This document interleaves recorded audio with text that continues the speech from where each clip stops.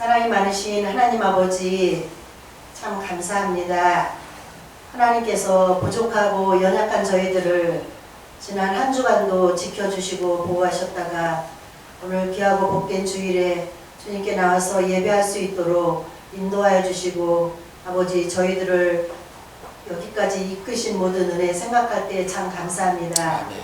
하나님 우리가 그렇게 알지를 못했습니다. 하나님께서 그렇게 경고하셨고 그렇게 말씀하셨고 그렇게 애타하셨는데 하나님의 경고는 저희들이 정말 가슴으로 느끼지도 못하고 심각성을 깨닫지도 못하면서 하나님 아버지께서 말씀하신 영과 육을 함께 멸할 수 있는 하나님을 두려워하라고 하였는데 그 말씀은 저희들이 들었으면서도 잊어버렸고 신경 쓰지도 아니하였으면서 우리들의 건강에 조금이라도 이해가 되는 이 바이러스에는 너무나 빨리 반응하고 너무나 두려워하며 저희들이 속히 그것에서 하나님 아버지 무릎 꿇는 그런 많은 상황들을 봅니다. 하나님 연약하고 죄 많은 저희들을 용서하여 주시고 이 모든 어려운 세상 가운데서 저희들이 조심하고 또 하나님 아버지 경배해야 됨에도 그것에 눌리거나 좌절하거나 굴복하지 아니하도록 저희들을 지켜주시기를 아버지 앞에 간절히 기도합니다. 우리가 건강하고 아버지 아무 연고도 없고 하나님 시간도 많을 때 하나님께 나와서 기도하지 못하고 우리의 모든 행위들이 하나님께 바르지 못하면서도 하나님 아무도 알지 못할 것처럼 저희들이 감추고 하나님 앞에 위선된 모습으로 섰던 많은 순간들을 이 시간 고백합니다.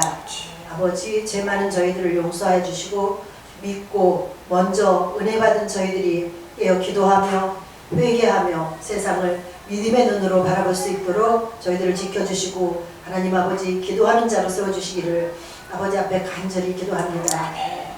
많은 교회들이 하나님 앞에 예배드리기를 소망하지만 아버지 여러가지 위협과 또 염려와 하나님 아버지 그런 것들로 인하여서 마음껏 예배드리지 못하는 시대를 저희들이 맞이하였습니다. 하나님 아버지 그 가운데서도 아버지 가슴을 찢으며 애통하며 기도하는 믿음의 아버지 우리 형제 자매들이 많이 있을 줄 압니다. 하나님 간절하게 기도하는 이 환난의 때에 저희들을 지켜주시고 보호해 주셔서 아버지 우리가 하나님을 더 찬양하며 마음껏 예배할 수 있는 그런 날들이 속히 올 수 있도록 주님 도와주옵기를 간절히 기도합니다. 세상을 바라보며 저희들이 판단하였고 정죄하였고 비교하여 하나님 아버지 우쭐댔던 많은 순간들을 이 시간도 다시 돌아봅니다. 하나님 지금은 저희가 협력하여 주님께 나아가며 이 시련을 이겨내야 될 때지 저희들이 판단하거나 아버지 그들을 정죄할 때가 아닌 줄 압니다. 우리 마음 가운데 하나님께서 오래 참으심과 같이 하나님께서 정죄하지 아니하신 것처럼 저희들도 마음의 정죄나 하나님 아버지 분노가 일어나지 아니하게 도우시고 주님을 의뢰하는 마음들이 될 수 있도록 도와주옵소서. 저희가 조심하고 또 조심합니다. 정말 이 바이러스가 저희들에게 잠깐 스쳤다고 소문만 나도 이 모든 지역사회에 마비되는 것을 봅니다. 이 세워가는 교회가 하나님 아버지 그 가운데서도 모였사오니 아무 딸 없도록 인도해 주셨고 이 예배가 중단되지 아니하고 하나님께 잘 드려지는 저희 교회 될 수 있도록 도와주시기를 아버지 앞에 간절히 기도합니다. 아버지 지금 또 육신이 연약하여서 또 많은 질고로 인하여서 예배드리지 못하는 우리 지체들도 있습니다. 하나님 치유하여 주시고 하나님의 아버지 능력과 사랑이 그들에게 덧입혀질 수 있도록 도와주옵소서. 우리들의 육신뿐만 아니라 우리들의 여러가지 하나님 아버지 마음의 상처로 사람 간의 관계로 또 마음이 아버지 많이 아픈 그런 성도들도 있습니다. 어떤 환경 가운데 있든지 간에 마음이 회복되게 하시고 우리가 먼저 용서할 수 있도록 도와주시고 손 내미는 저희들이 될 수 있도록 도와주기를 아버지 앞에 간절히 기도하고 합니다. 오늘도 하나님께서 아버지 천하보다 귀하다고 하는 한 생명을 또 저희가 맞이하게 됩니다. 하나님 우리에게 큰 기쁨 주신 것 하나님 천국에서 잔치가 벌어진다고 했사온데 그 생명책에 함께 기록되게 하시고 하나님 아버지 사랑하는 딸을 지켜주시며 아버지 듣는 모든 말씀이 속히 이해되며 믿음으로 받아들일 수 있도록 인도하여 주셨고 우리 먼저 믿은 자들이 하나님 아버지 관심과 사랑으로 잘 섬길 수 있도록 도와주시기를 간절히 기도합니다. 오늘도 여러가지 사정으로 나오지 못한 아버지 우리 지체들 가정에서라도 하나님 이 시간을 기억하며 예배할 수 있는 마음을 허락하여 주시고 아버지 그 가운데서 의견들이 나뉘지 않게 하시고 화합하는 저희들이 다 될 수 있도록 도와주시기를 아버지 앞에 간절히 기도합니다. 이를 위하여서 수고하시고 애쓰시는 목사님을 특별히 기억하여 주옵소서. 하나님 많은 염려와 기도와 하나님 아버지 그 애탐으로 준비한 것을 저희들이 압니다. 그 말씀 준비한 것들이 잘 선포되게 도와주시고 듣는 저희들이 마음이 열려서 아버지 믿음으로 나올 수 있도록 주님 도와주옵소서. 우리들이 드리는 아버지 간절한 예배와 찬양과 간구들이 하나님께 상달되기를 소망하오며 예수님의 이름으로 기도드립니다. 아멘.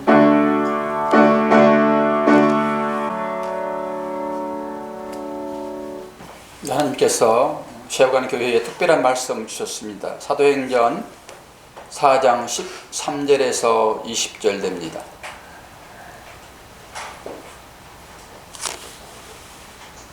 사도행전 4장 13절에서 20절 말씀을 저와 여러분이 한 절씩 나누어서 읽겠습니다.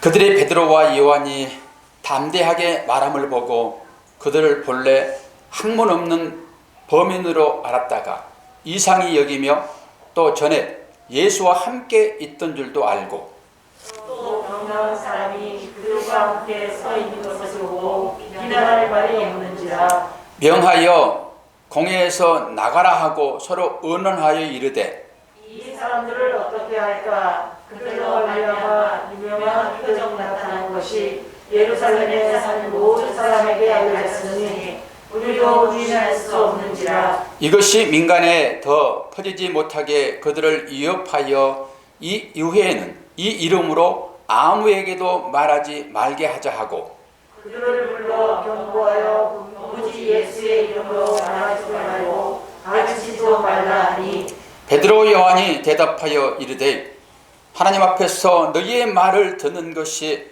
하나님의 말씀을 듣는 것보다 옳은가 판단하라. 우리는 보고 들은 것을 말하지 않을 수 없나니. 아멘.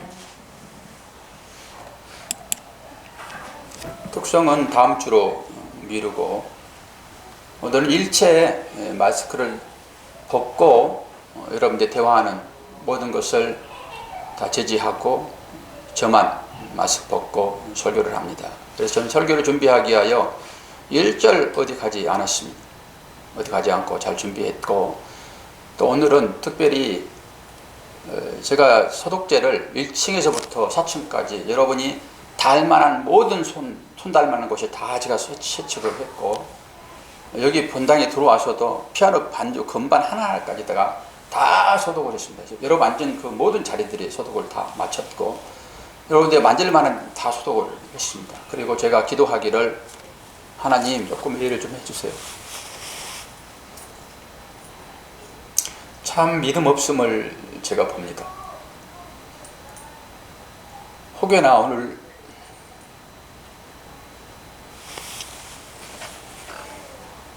여러분 나올 텐데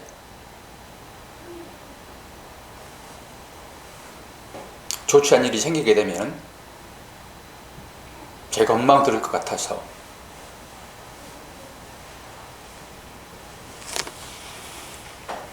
하나님 엉망 듣지 않게 해주세요.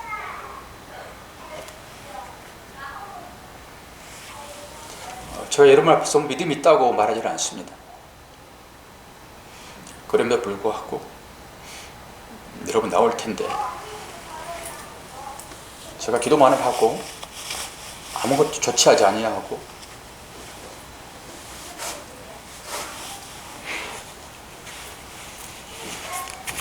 그리고 믿음으로 예배합시다.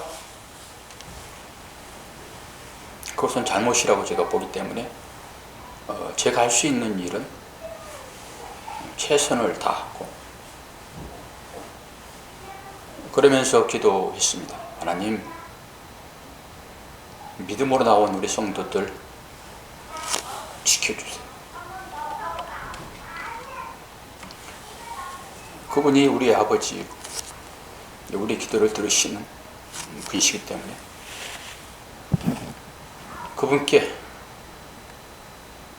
기도하는 마음으로 다 준비하고 나왔으니까 여러분 마음 푹 놓으시고 예배에 참여해 주시기를 바랍니다.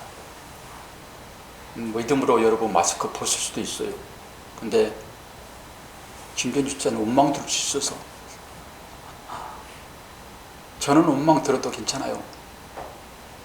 그럼 마스크 안 쓰고 있다가 둘 중에 하나인데 50%라도 집사님 해당되면 안 되잖아요. 근데 아무리 확진자가 있어도 비말 전파이기 때문에 여러분 KF 80이나 내지는 94 쓰면은 전혀 지장이 없습니다. 다른 질병과 달라서 마스크만 하고 있으면 괜찮아요. 혹시 여러분이 이게 한 2주 정도 지나야지만이 나타나는 것이라서 언제 어디에서 감염된지를 몰라요. 그런데 세상은 너 교회 갔으므로 이렇게 지금 되고 있고, 아침 제가 조례를 뉴스를 이제 접했는데 동계 목사님이 보내와서 국회에서 하나 의결을 했어요. 보셨어요? 앞으로 심각한 일들이 발생 안 하리라고 여러분 볼 수 없어요. 법으로 정하게 되면은 예배 중에 동성애 반대하는 다른 종교 판단하는 이 모든 행위가 다 죄가 돼가지고 목사는 설교를 못하게 됩니다. 누가 제일 고민을 할까요? 교회에서. 물론 여러분도 교회를 사랑하는 마음이 있어서 교회의 여러 가지 제반적인 걸 생각하시겠지만은 목사만큼 그렇게 여러분 간절하지 않아요. 목사가 제일 간절하죠. 목사는 막 믿음이 막 출중해서 여러분 앞에 선지하십니까? 그러지 않습니다. 여러분보다 훨씬 믿음이 작을 수 있어요. 그러나 목사가 담대하게 선포하는 것은 사명이 있기 때문에 그렇습니다. 사명이 주어졌기 때문에 그 사명 맡은 것 감당하려고 영을 쓰며 설교를 합니다. 여러분 교회 예배 폐하는 거 쉽습니다. 예, 변명거로 시켰잖아요 지금. 정부에서 이렇게 정책적으로 예배 드리지 못하게 하는데 우리 예배 쉽시다. 그러면 얼마나 편해요? 여러분도 편할 거잖아요.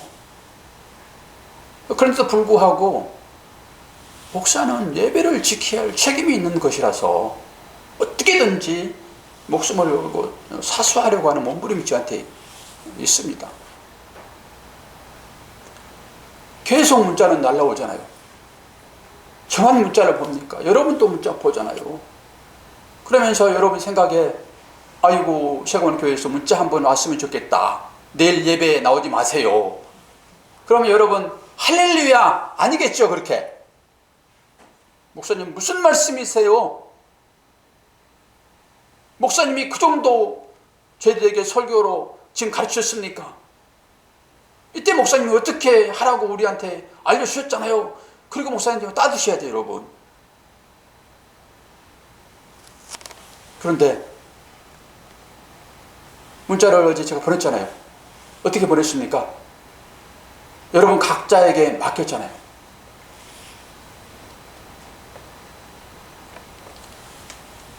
그러면서 제가 회개한 것이 지금 이 시대의 이 상황은 실제 상황이잖아요. 무슨 화생방 훈련합니까? 방독면 쓰고 훈련하다가 헥헥거리고 몇 번 오바이트 하면 끝나는 일입니까? 이게? 이건 여러분 실제인 거예요. 그러면 이 실제는 곧 영적인 전쟁의 실제인 것을 여러분이 볼 수 있어야 돼요. 그럼 영적 전쟁 가운데서 어떻게 해야 될 것인가? 이 목회자가 그런 고민이 없겠습니까? 그러면서 여러분들에게 편할 대로 하세요. 이 말은 책임 회피예요, 여러분. 아주 좋은 말씀처럼 들리시죠? 저는 영적 전쟁의 최일선에서 나를 따르라 하고 나가는 주님의 신병 가지고 복음을 선포하는 거예요. 평상시에는 여러분 훈련입니다, 그게. 그러나 이거는 지금 실제라고, 실제. 그럼 이 실제 앞에서 각자 알아서 하세요 라고 할까요? 여러분, 그만큼 저하고 교통합니까? 무전치면은 달려올 수 있습니까? 그래서 저는 오늘 설교는 여러분 들으라고 하는 설교는 절대 아니기 때문에 오해 없기를 바랍니다. 오늘 설교는 100% 저에게만 설교하려고 합니다. 귀 있는 자는 성령이 교회에게 주신 말씀을 들을지니. 제가 얼마나 어떤 설교를 할까, 지난 주일날에도 급하게 주어지는 말씀으로 우리 기본적으로 히브리서 11장 말씀을 좀 전하고 있는데 그 말씀 뒤로 하고 긴급한 그런 말씀으로 지금 주어지고 있잖아요. 지난 주일날도 마찬가지고 이번 주일날에도 심판과 징계의 차이에 대한 설교를 해야 되는데 제가 아침에 문자를 보내놓고 얘기를 했습니다. 새로운 성도가 한 번 또 오신다는데 전혀 교회는 처음 와보시는 것이고, 그러면 그분한테 제가 어떻게 설교해야 그분의 마음 가운데 평안이 올까? 또 교회에 못 나오겠다고 하는 성도가 분명히 있기 때문에 또 그분이 설교를 들으면 또 그 마음은 어떨까? 이게 설교를 할 수가 없어요. 설교를 할 수가. 어떻게 설교해야 돼요? 이 긴급한 시기 가운데 어떻게 설교해야 돼요? 그렇게 잠 못 이루고 새벽에 일어나서 생각하다 시계를 봤더니 5시 20분이 되어버렸어요. 저희 교회에는 토요일날, 주일날 예배를 안 드리지만은 기도는 하잖아요. 근데 불을 밝히잖아요. 365일 불 밝히는 교회가 세워가는 교회예요. 가끔 토요일날이나 주일날은 뭐 100% 나오고, 토요일날 가끔, 금요일날 철학이 됐기 때문에 제가 좀 게으름 필 때 가끔 한 번씩 불 밝혀요. 그러면은 365일 기도하신 분이 오셔서 불 켜고 가고 끄고 가고 하세요. 그런 자유로움이 이제 두 사람한테 이제 있단 말이에요. 그런데 5시 20분에 불 켜야지라는 생각에 제가 영수처럼 튀어올랐습니다. 불 켜야지.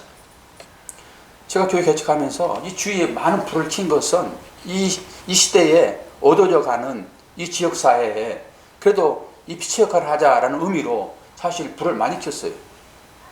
근데 수명이 되다 보니까 이 전구가 다 나가버려가지고 이제 불이 다 꺼져지는데 지금 안 켭니다.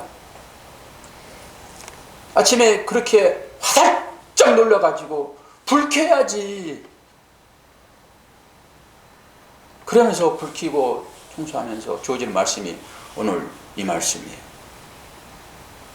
제 마음 가운데 들려지는 말씀. 그래서 이렇게 들려질 때는 하나님께서는 선지자의 심정을 가지고 말씀을 전하는 것이기 때문에 이 말씀을 듣는 분들은 상당히 괴로워요. 선지자가 찾아올 때는 이스라엘 백성들이 뭔가 잘해서 찾아오는 것이 아니라 죄 가운데 빠져 있을 때 회개토록 하나님께서 그들을 사랑하는 마음으로 찾아오시거든요. 이게 선지자입니다. 그래서 그들을 책망하는 그런 말로 하기 때문에 듣는 사람들은 되게 힘들어요. 그리고 그 중에 회개로 나오기도 하고 이를 갈기도 하고 한다고요. 그래서 저는 어떻게 해서든지 여러분의 마음을 다치고 싶지 않기 때문에 설교를 저한테 하는 것입니다. 그렇게 아시고 설교를 듣도록 하십시오. 지금 영적 전쟁이라고 하는 위기감이 분명히 있어서 이럴 때 어떻게 해야 될 것인가? 평상시에 훈련할 때는 훈련의 스케줄에 따라서 이렇게 자연스럽게 하면 되는 것입니다. 조금씩 여유가 생기기도 하지요. 그러나 이거는 실제라고요. 여러분 실제인 걸 아시잖아요. 그러면 이 실제 상황에서 영적 전쟁을 수행하려고 그러면 어떻게 될 것인가? 그러면 상황에 맞게 지도자는, 간부는 판단하여 모든 사람을 이끌고 가야 됩니다. 그러지 않고 그냥 알아서 하세요 라고 해서 그들이 전부 각개인주 하게 되면 큰일 납니다. 이건 영적 전쟁에서 절대 이길 수가 없습니다. 그때그때 위로부터 상부부터 전해지는 그 명령에 의해서 중앙 간부는 그걸 팀원들에게 정확하게 얘기하여 끌고 가서 이게 점령해야지 이기는 것이지, 그러지 않고 어떻게 이 전쟁을 이길 수 있습니까?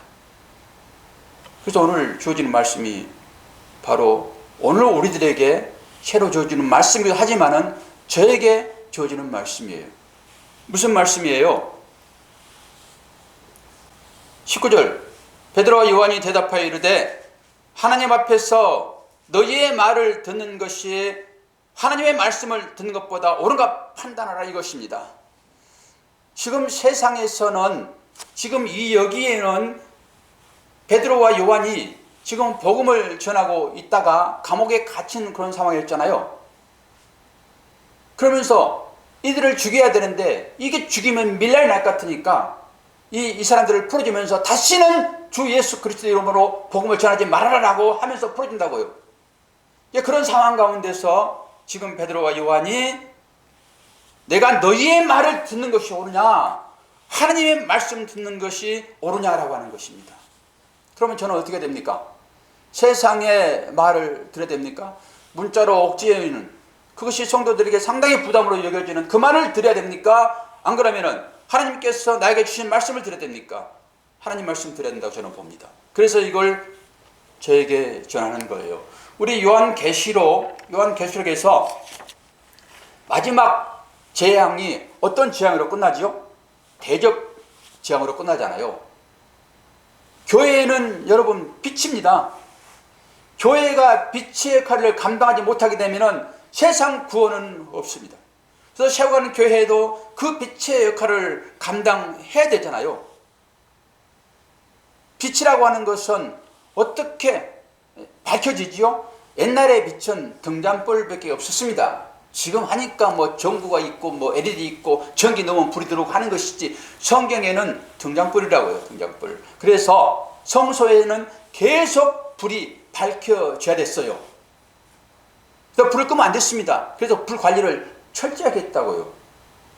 그런데 그 불이 심지를 태워서 불이 일어나잖아요. 그러면 그 심지를 통해서 불이 일어나는데 심지를 적시는 것이 무엇일까요? 기름입니다. 기름. 성소에 불이 밝혔다라고 하는 것은 이 교회가 그 역할을 이 세상 가운데서 감당하도록 부르셨기 때문에 이 교회는 늘 빛이 발해져야 돼요. 그러면 교회가 이 건물입니까? 아니죠. 여러분 한 분 한 분이 교회인 것이잖아요.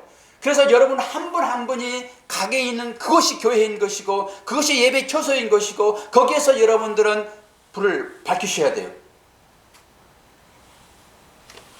요한계시록에 나오는 그 등잔이라고 하는 것은 기름을 부어서 기름이 채워지는 그것으로 인해서 심지가 타는 그것이 등대라고요. 성소에 있는 그것이 등대라고요.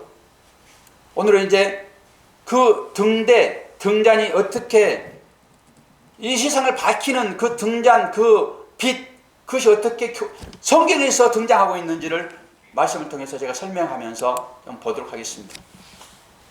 등잔의 등장이 여기에 충분합니다. 출애굽기 35장 14절과 39장 37절.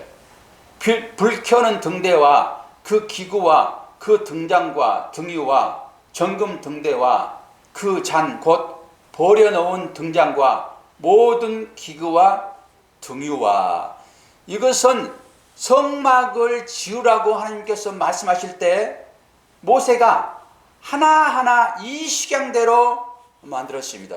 여기에 처음 등장을 하잖아요.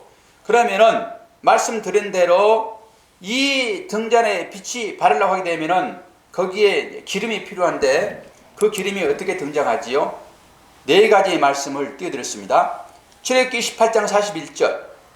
너는 그것들로 내 형 아론과 그와 함께한 그 아들들에게 입히고 그들에게 기름을 부어 이임하고 거룩하게 하여 그들로 제사장 직분을 내게 행하게 할지며. 시편 89편 20절. 내가 내 종 다윗을 찾아 나의 거룩한 기름으로 부으셨도다.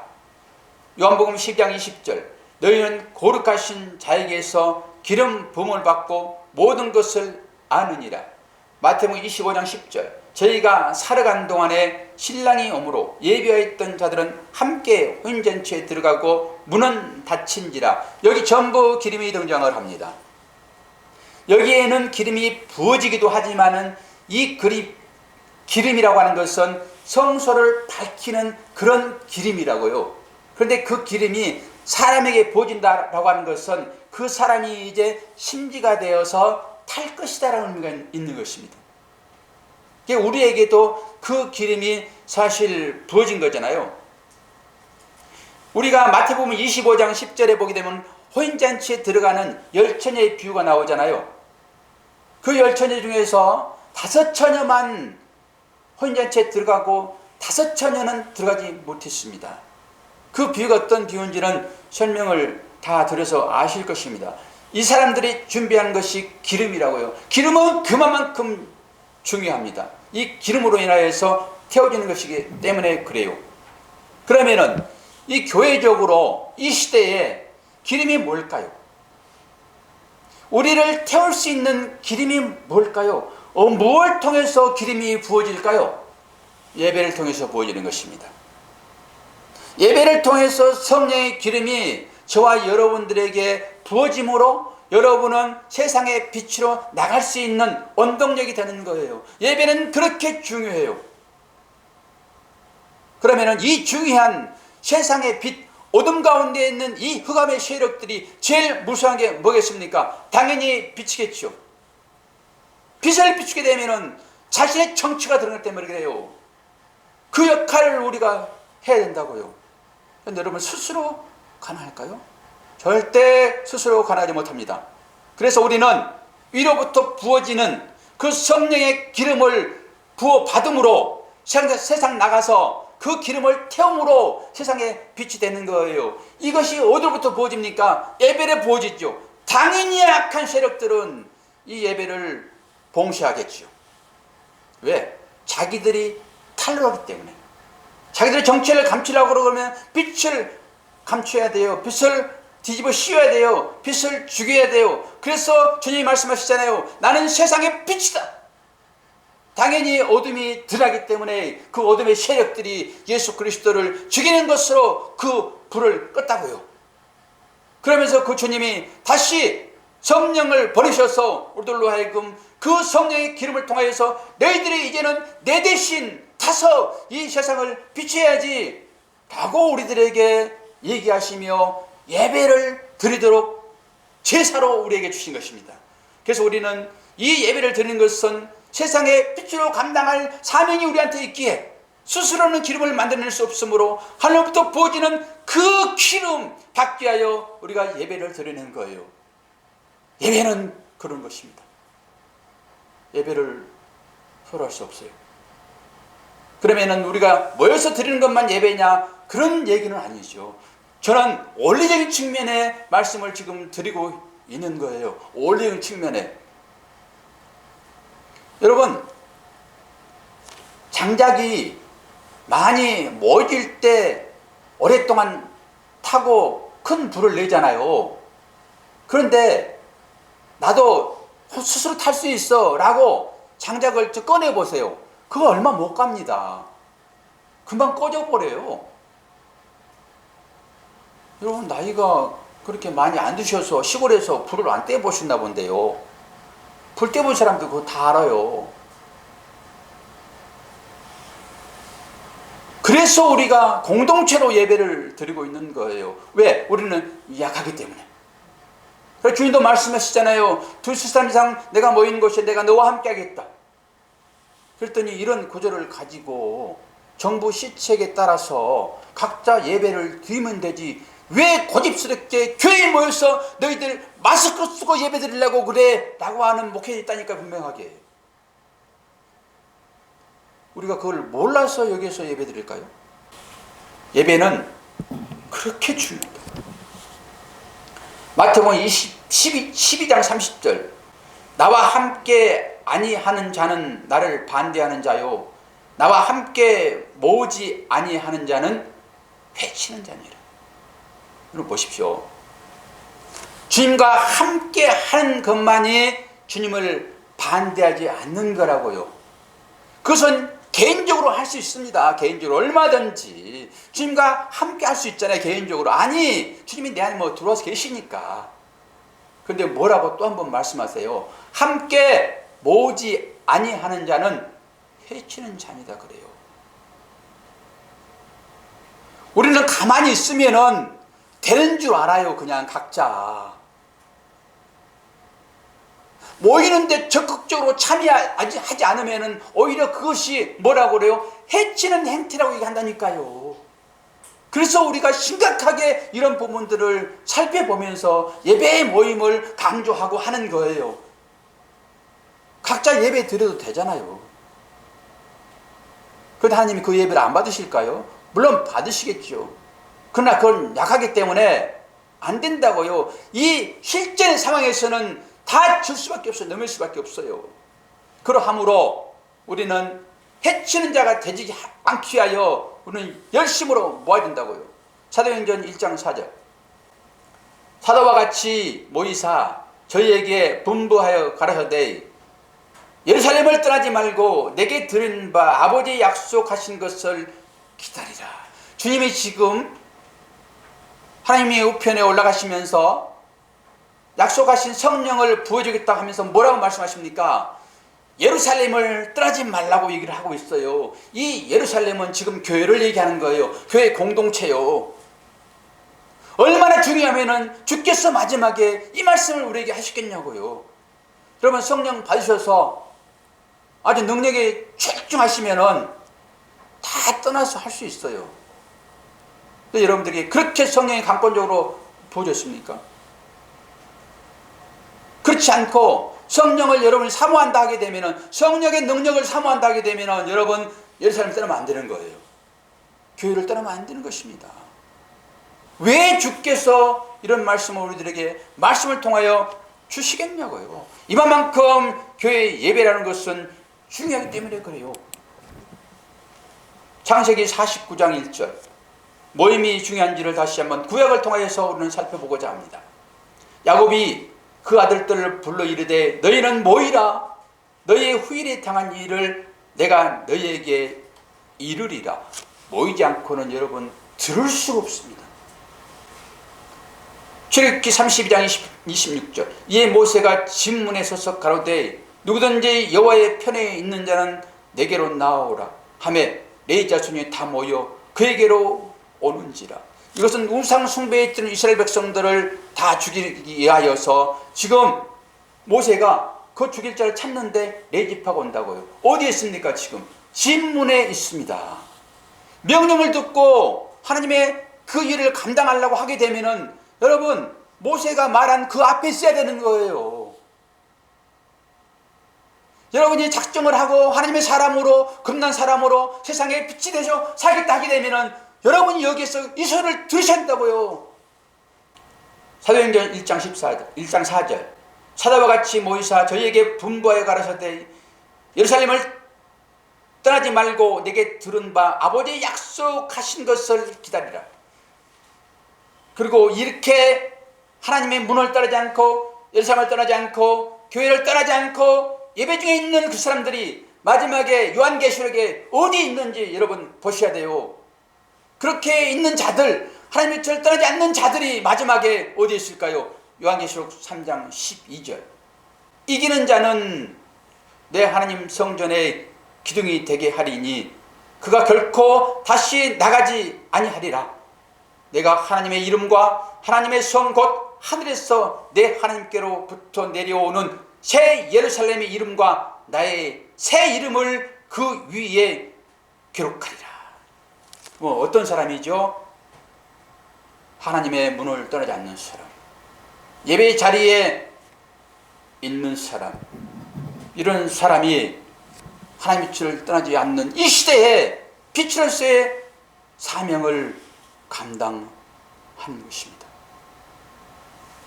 아마 조만간에 예배의 자유가 없어질 것입니다.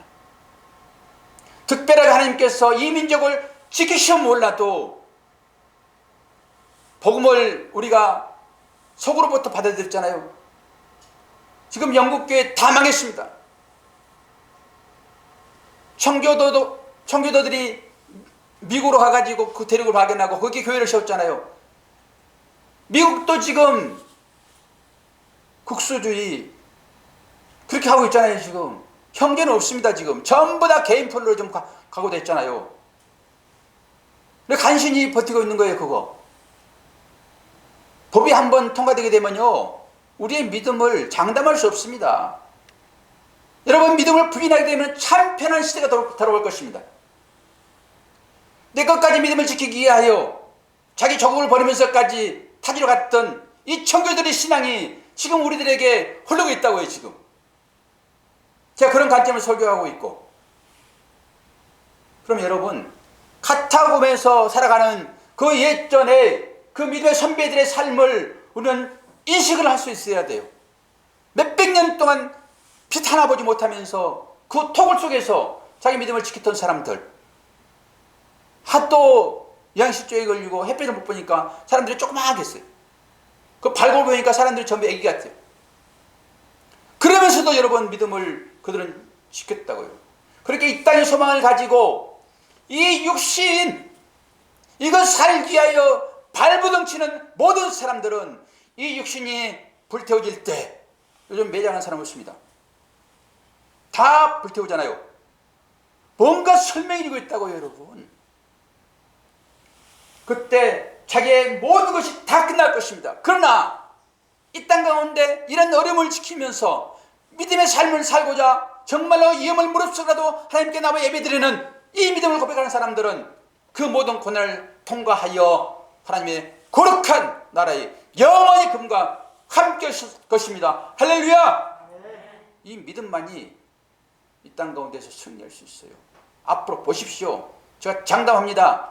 여러분 마음대로 예배드릴 수 있는 그 일이 여러분 인생 가운데 일어나지 않을 수 있습니다.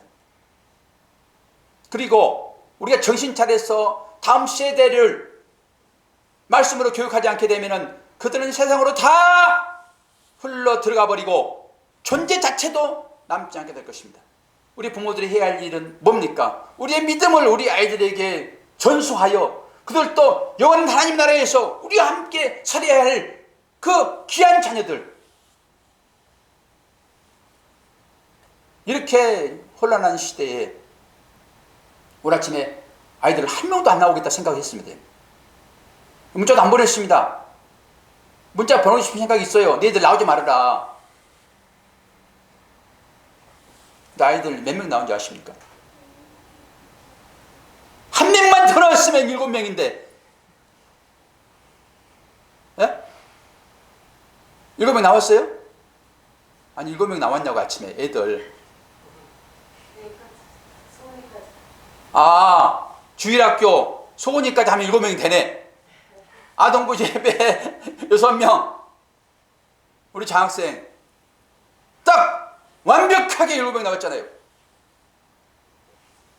저한테 설교하는 것입니다. 지금 우리는 뭐하고 있는 것입니까? 우리는 아니 박도수 목사님 너 뭐하고 있니? 지금 뭐가 무서워서 성도들이 그렇게 무섭더냐? 너 지난 주일날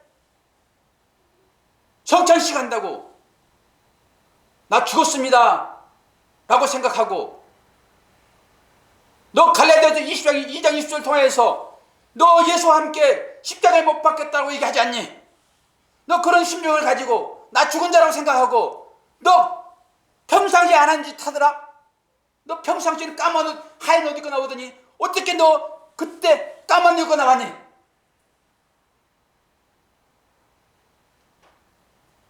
여러분 제가 지난주일날 하얀 옷 입고 나왔어요? 까만 옷 입고 나왔어요? 섰어. 뭔 생각이었습니까? 아이고 목사님 못 부르게 나왔네 그랬어요? 저는 나름대로 이 위기 상황 가운데서 나라도 좀 바르게 서야지라는 그런 다짐을 가지고 이 상가에 가서 입는 옷이잖아요. 이게요. 그 심정을 가지고 성찬식을 배설했다고요. 그리고 오늘 또 까만 옷을 입고 나온 것은 그 연장선상에 또 있는 거예요. 여러분은 어떻게 해서 하나님의 말씀을 삶 가운데서 느끼십니까? 여러분 성경을 안 보시잖아요.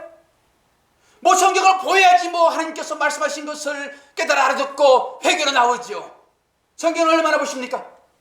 그런데 하나님은 여러분을 사랑하시잖아요.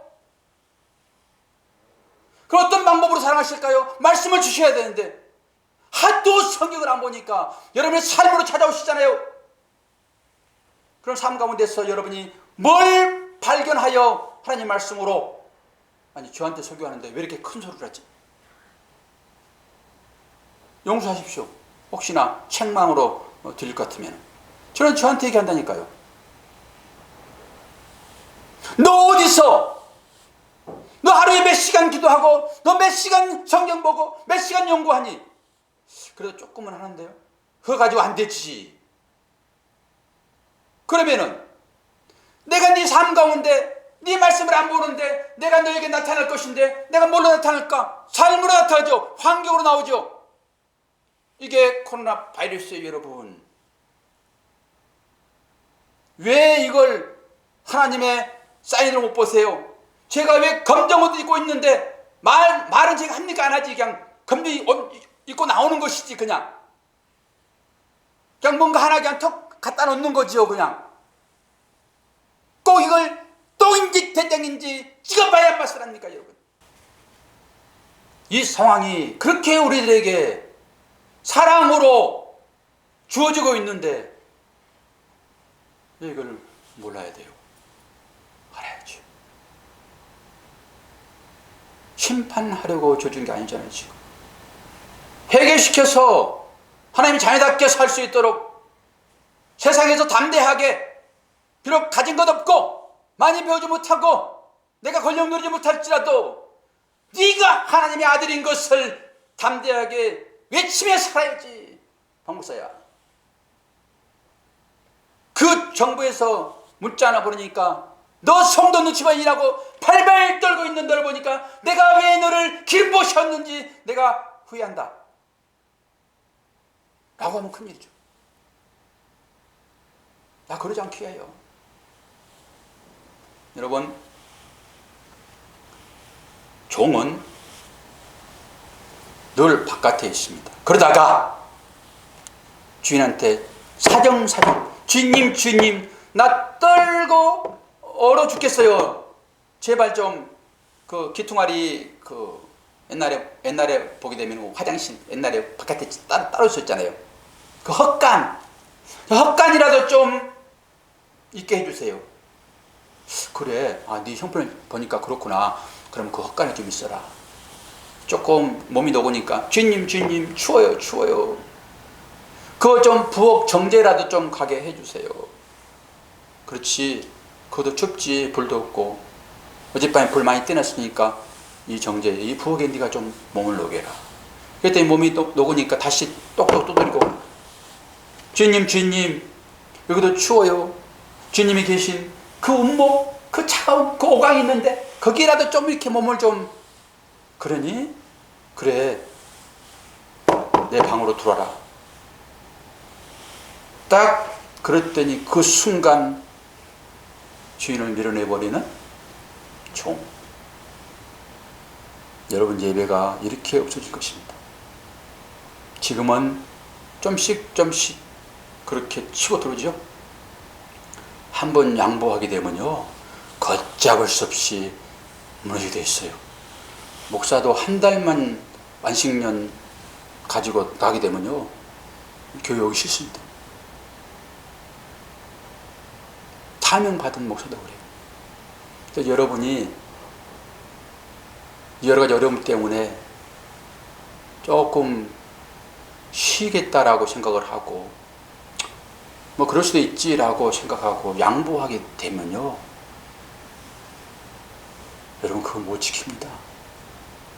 그래서 하나님께서 깨있는 자들을 앞에 세워서 질타를 당하더라도 여러분들을 깨우는 거예요. 한 어부가 평상시에 고기를 잡는 배 사공으로 일을 하다가 풍랑이 일게 되면은 어느 정도의 풍랑은 그냥 늘 갔던 길이기 때문에 그냥 갑니다. 근데 진짜 앞을 못 보게 하는 풍랑이 일 때 여러분 어떻게 찾아갈까요? 어떻게 찾아갈까요? 등대에 불빛밖에 없습니다. 믿음이 약한 자나 내지는 세상에서 구원받을 자, 그들이 이런 쓰나미같이 몰려오는 이런 위험 가운데서 나 살려주세요 라고 할 때 여러분 빛을 보고 등대를 보고 찾아오지 않겠습니까? 나는 교회가 그런 곳이어야 된다고 봅니다. 그리고 여러분 한 분 한 분이 교회의 힘으로 여러분이 있는 그 현장에서 그 빛의 역할을 여러분 감당하셔야 되는데 여러분은 기름이라고요. 여러분이 태워져서 빛이 빛나는 것이지 상관없이 여러분 빛나잖아요. 이 여름 가운데서 여러분들이 나는 기름으로 불을 밝혀 내 자녀를 풍랑이 있는 곳에서 안전하게 항구로 오게 하리라. 내 부모 형제 그렇게 나태워 그들을 안전한 폭으로 오게 하리라. 이런 다짐이 정말로 이런 위기 가운데서 여러분의 믿음을 찾아갈 수 있도록 발휘하셔야 돼요. 타협하지 마시기 바랍니다. 기도하겠습니다. 하나님 아버지,